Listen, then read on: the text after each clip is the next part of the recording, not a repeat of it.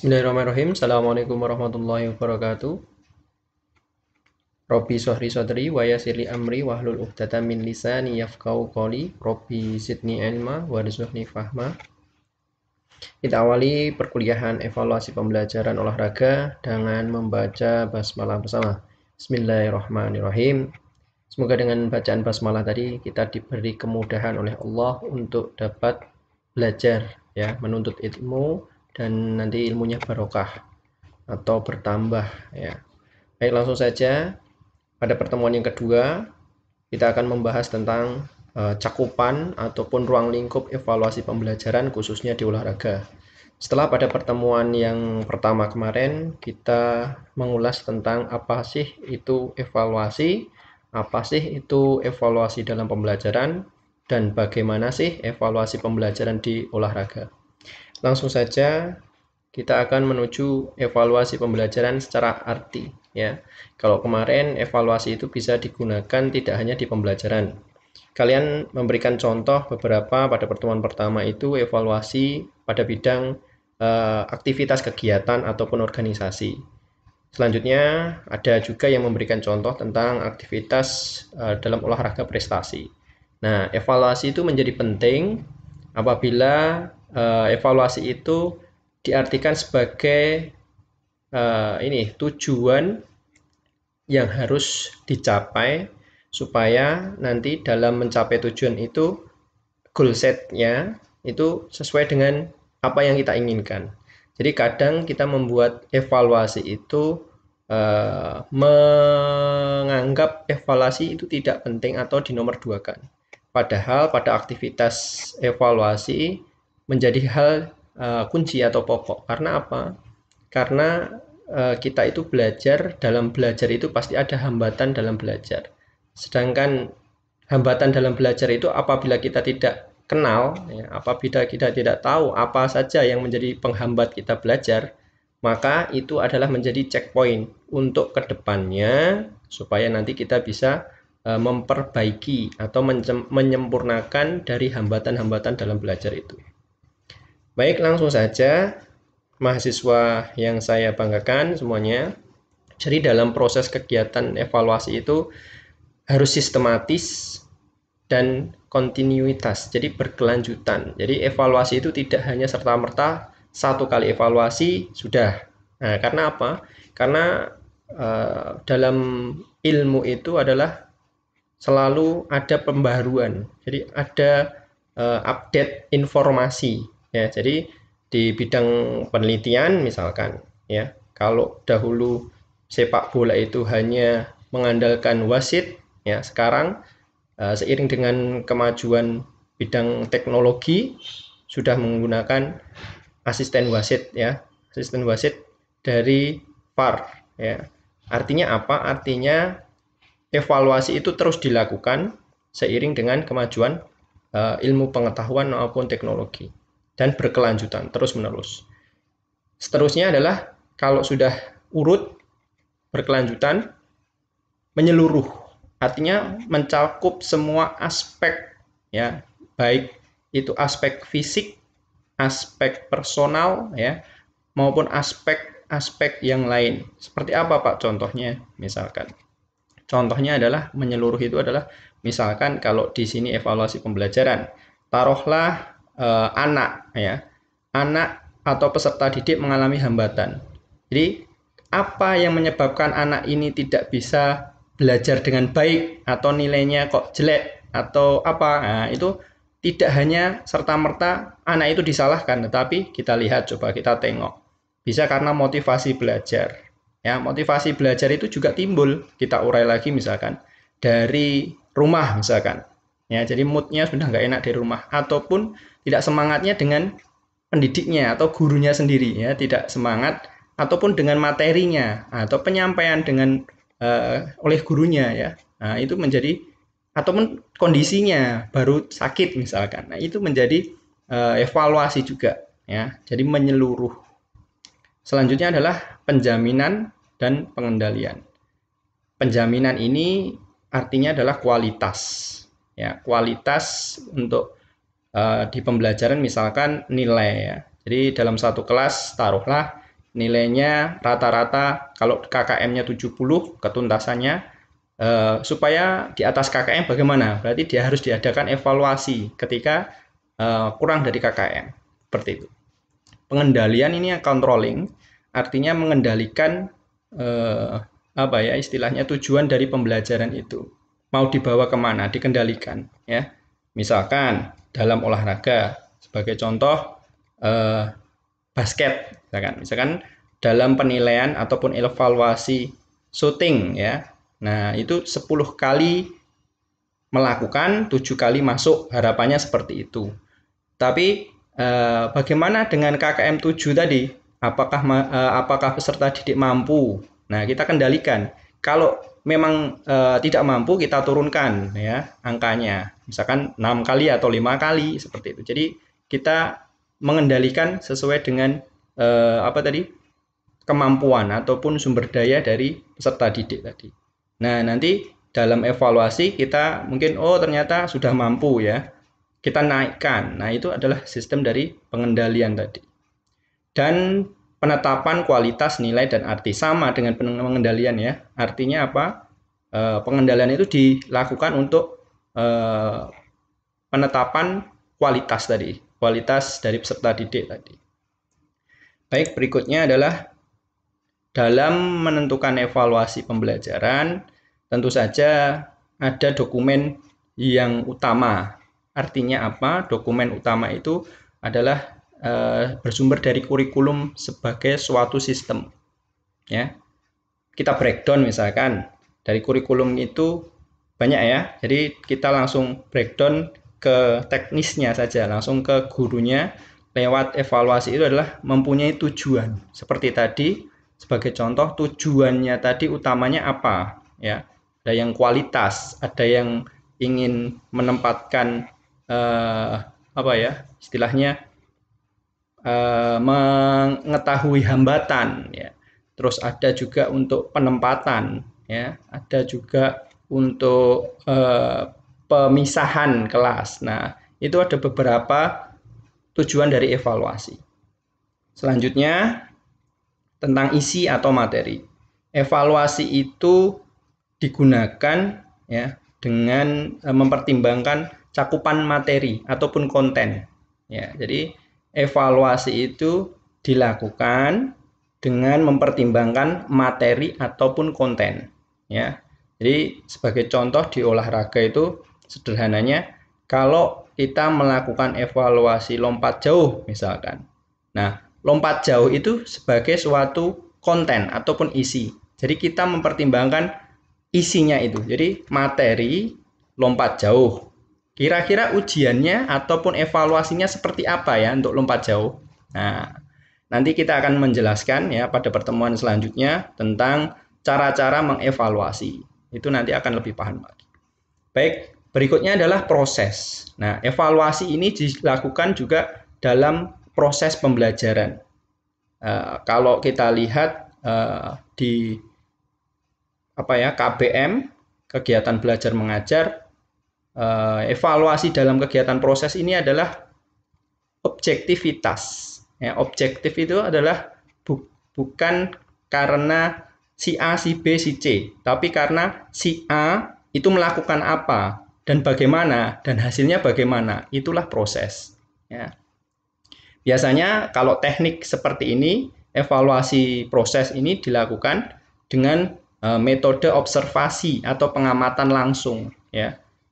Selanjutnya adalah evaluasi itu sendiri. Nah, jadi posisi evaluasi ini ada cakupannya ya, dari tujuan, materi, proses, dan evaluasi itu sendiri. Jadi selain dia positioningnya berdiri sendiri sebagai suatu sistem dari kurikulum, dia atau evaluasi ini juga menempatkan di berbagai ranah, yaitu tujuan di pembelajaran merupakan evaluasi, di materi juga ada merupakan evaluasi, dan kegiatan proses ya, atau dalam KBM itu juga merupakan evaluasi, dan evaluasi itu sendiri. Sebagai contoh apa Pak? Sebagai contoh itu adalah KHS kalau mahasiswa. Kalau peserta didik di tingkatan satuan pendidikan itu dari SD sampai SMK atau SMA sederajat itu adalah raport, nilai raport ya. Nah, seperti itu atau nilai hasil belajar. Berikutnya adalah bagaimana tujuan evaluasi itu sendiri ya. Tujuan evaluasi itu sendiri adalah sebenarnya untuk mengefektif dan efisienkan dari sistem pembelajaran. Efektif dan efisien ini memiliki arti yang khusus. Artinya apa? Artinya efektif itu berhasil guna. Artinya bagaimana kita menempatkan bagi seorang pendidik itu memberikan pembelajaran yang langsung tanpa intinya adalah tanpa mengulur-ulur. Jadi langsung ke to the point hasil ya. Kalau dilihat dari pragmatis ya, kita itu langsung tujuannya, yang penting tujuannya tercapai. Tetapi dengan waktu yang efisien, jadi yang cepat ya, tidak usah dengan metode yang lama-lama berbelit-belit, tapi bagaimana nanti evaluasi itu digunakan untuk supaya berhasil dalam sistem pembelajaran. Nah, adapun tujuan dari evaluasi itu bermacam-macam ya. Kalau dilihat dari beberapa tujuan itu tidak hanya di pembelajaran ya, tapi di pembelajaran ada beberapa yang kita gunakan atau yang digunakan dalam mengevaluasi. Contohnya menyeleksi ya. Seleksi ini kita gunakan evaluasi. Contohnya apa, Pak? Pada saat masuk ya. Masuk itu kan berarti diuji kan. Nah, masuk ke kelas IPA atau IPS misalkan, atau ke kelas A atau B. Ya, selection, diseleksi. Ya, jadi kita melakukan evaluasi untuk menyeleksi. Placement ini juga sama, penempatan. Diagnosis. Diagnosis itu berarti kecenderungan ya, kecenderungan dari peserta didik ingin mengetahui bagaimana tingkat misalkan kemampuan kognitifnya. Kalau di olahraga bagaimana psikomotoriknya. Nah, itu mendiagnosis ya. Terus remediation atau remedian pengulangan. Jadi evaluasi itu digunakan untuk mengulang dari ketidaktuntasan dari sebuah evaluasi, jadi pengulangan. Terus ada timbal balik, ada feedback. Feedback ini dilakukan supaya nanti peserta didik mampu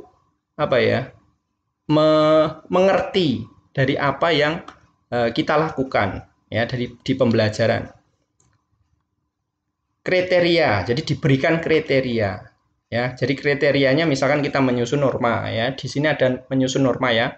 Kriterianya anak ini sedang kemampuannya. Apa kalau di olahraga misalkan lari ya, lari sprint. Berarti kecepatannya anak ini bawah. Ranahnya normanya norma bawah. Atau anak ini sedang kecepatannya. Anak ini sangat cepat, very fast. Nah, kayak gitu. Jadi diberi kriteria ya. Terus interpretation atau memberikan nilai. Jadi memberikan nilai itu anak ini bagus, anak ini kurang ya, kayak gitu. Jadi evaluasi itu salah satu tujuannya adalah menginterpretasi atau memberi gambaran dari peserta didik. Memberikan motivasi itu ya jelas ya. Kalau ada hambatan belajar tadi, salah satunya tujuan motivasi adalah tujuan dari evaluasi adalah memberikan motivasi. Nah, seperti itu ya. Kalau di peningkatan ya, improvement itu supaya meningkat. Contohnya UTS dan UAS ya, formatif, sumatif ya, ujian itu adalah untuk peningkatan ya. Apabila peserta didik ataupun mahasiswa itu misalkan kalau di kalian ya pengen meningkat ya, pengen berhasil mendapatkan nilai yang baik, berarti harus menempuh tes atau ujian formatif ya di setiap materinya. Terus ketemu lagi di tes sumatif pada UTS ataupun UAS-nya di beberapa materi ataupun subbab. Nah, seperti itu untuk tujuan dari evaluasi. Adapun istilah dari evaluasi itu sebenarnya cukup banyak cakupannya.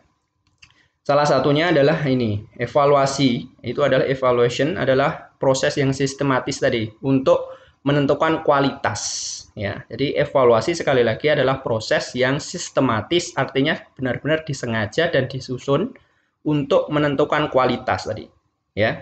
Seperti halnya saat kalian belajar, tentu saja nanti di akhir itu ada nilai. Nah, nilai itu akan menggambarkan atau mencerminkan kualitas dari peserta didik itu sendiri ya. Seperti halnya dengan kalian ya, mahasiswa, maka nanti akan di akhir di KHS ya, kartu hasil studinya nanti akan keluar. Itu bisa memberikan interpretasi dari kemampuan kalian ya. Jadi evaluasi adalah seperti itu, proses yang sistematis. Berikutnya asesmen ya. Asesmen itu mengumpulkan dan mengolah informasi yang untuk meningkatkan kualitas, bisa berupa numerik, angka maupun deskriptif ya. Jadi memberikan interpretasi ataupun memberikan gambaran nanti berupa data ya, data terus diolah, dibentuk sedemikian rupa, dan nanti bentuknya adalah informasi untuk melihat kualitas ya. Itu sama sebenarnya dengan evaluasi. Selanjutnya tes ini nanti alatnya ya, alat berupa tugas, soal, tes sumatif, formatif ya, terus termasuk pengukuran pengambilan data nanti ya, itu untuk menentukan ya perilaku lah atau hasil. Jadi tes itu dilakukan untuk menentukan perilaku tertentu ataupun hasil ya. Misalkan tujuannya dilakukan tes dribble misalkan ya, dribble bola basket. Nah, itu tentu saja kan ada tujuannya, perilakunya seperti apa, keterampilan motoriknya seperti apa ya. Nah, itu karena ingin mengambil atau mengolah atau mengumpulkan data untuk menentukan perilaku tertentu ya. Jadi nanti bagaimana keterampilannya misalkan. Kalau untuk UAS misalkan bagaimana kemampuan tertulis ya, kognitifnya gitu, perilaku untuk pada saat mengikuti materi pembelajarannya seperti itu. Terus cakupan tadi ya, bagaimana posisi evaluasi kalau dilihat dari sudut pandang di pembelajaran ya. Jadi evaluasi itu adalah big mindset-nya ya, yaitu di sini yang paling luar ini ya. Di dalam evaluasi itu, karena ini tujuannya luas ya, evaluasi itu kan luas ya, seperti yang tadi dikatakan dalam sistem kurikulum tadi ya, evaluasi itu mencakup beberapa termasuk tujuan ya, terus ada proses dan sebagainya. Nah, evaluasi itu tempatnya adalah di sini. Selanjutnya, cara untuk mengevaluasi itu lebih dalam lagi, lebih spesifik lagi, dengan cara memberikan penilaian ya. Nah, kalau kita menilai, tentu saja kita mempertimbangkan adalah ukuran ya. Kita melakukan pengukuran. Kalau melakukan pengukuran artinya kita membutuhkan alat. Alatnya berupa tes. Nah, seperti itu. Jadi evaluasi itu sudut pandangnya cakupannya paling luas. Selanjutnya untuk mencapai itu harus dengan metodenya namanya penilaian. Kalau mau menilai artinya mengambil data ya, mengambil data itu namanya pengukuran ya. Kalau dengan menggunakan numerik juga bisa, deskriptif juga bisa, diukur. Selanjutnya alatnya adalah berupa tes ya. Itu seperti itu sudut pandang dari evaluasi. Tingkatan evaluasi itu kalau digambarkan secara hierarkinya adalah seperti ini. Evaluasi ya, kita di breakdown menjadi penilaian ya. Penilaian nanti bisa pengukuran dan non pengukuran. Kalau pengukuran itu nanti bisa berupa alatnya tes maupun non tes. Sedangkan non pengukuran nanti bisa judgement. Judgement ini artinya apa? Ya, memberikan istilahnya interpretasi tadi secara langsung di judgement ya. Nah, seperti itu untuk tingkatan dievaluasi secara hierarkinya. Nah, itu rekan-rekan mahasiswa, jadi pengertian tentang evaluasi di dalam pembelajaran. Nanti pada pertemuan selanjutnya kita akan coba membahas apa sih ya asesmen itu, terus tes itu, pengukuran itu seperti apa. Selanjutnya kita akan membahas juga tentang tes itu terbagi dalam apa sih ya, seperti apa melakukan tes pengukuran ya, tes pengukuran di olahraga, tes di olahraga itu seperti apa, khususnya di pembelajaran PJOK ya. Nah, seperti itu pada pertemuan yang akan datang. Jangan lupa untuk nanti mengerjakan kuis untuk pertemuan hari ini, terus melakukan presensi, terus dicoba dibaca lagi ya, diulang lagi, terus videonya diulang lagi. Akhir ya, tetap semangat, jangan lupa untuk memberikan ini ya, waktu sebentar untuk kalian tetap belajar ya. Semoga menjadi ilmu buat kita. Apabila ada kurangnya, boleh kita lanjutkan di forum diskusi. Baik, kita akhiri. Alhamdulillahirrabbilalamin. Subhanakallahumma wa bihamdika asyhadu an la ilaha illa anta astaghfiruka wa atubu ilaik. Assalamualaikum warahmatullahi wabarakatuh. Por UMS juara.